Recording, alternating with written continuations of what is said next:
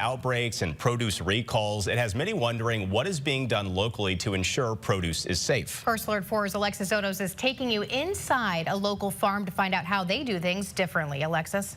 Well, Corey, Lauren, 98% of the lettuce grown in the U.S. comes from California and Arizona. And some of those farms are where we're seeing some of the recent contamination come from. But right here in St. Louis, one farm is trying to change things and make your salad safer. This lettuce is about as fresh as you can get it.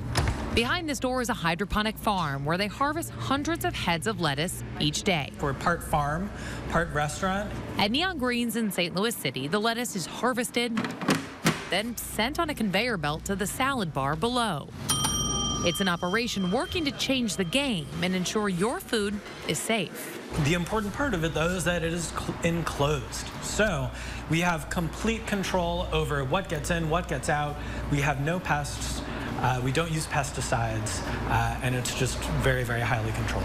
One of the biggest challenges and causes of contamination with larger, more traditional agricultural operations is water. Well, it all has to do with the water. So when we hear about E. coli contamination in lettuce, it actually has to do with a lot of the groundwater being contaminated by runoff. Recalls for lettuce, cucumbers, carrots, and more continue to fill your newsfeed. The FDA reports the U.S. food supply is still one of the safest in the world, and data shows recalls were not unusually higher for the past year. Once there is a recall, it may be nationwide, but it's dependent on where it's distributed to. Shannon Frankel works for the St. Louis County Health Department to ensure once the recall happens, those items are removed from area shelves.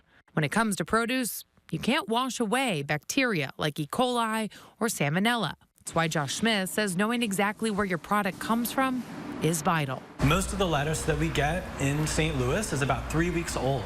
He says while lettuce from a store may be cheaper, he asks, at what cost? So there's quite a cost for cheap lettuce.